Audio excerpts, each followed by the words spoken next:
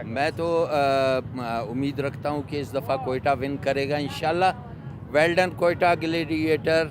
मेरी तरफ से मेरी दुआएं आपके साथ है, कौम की दुआएं आपके साथ है इंशाल्लाह। इस दफ़ा तो कप आना चाहिए, कोयटा आना चाहिए।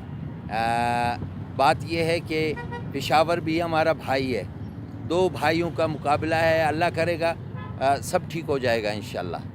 अगर कोयटा जीतता है ना तो हमें बहुत खुशी होगी, पेशावर जीते भी हमें खुशी है, ऐसी कोई बात नहीं है।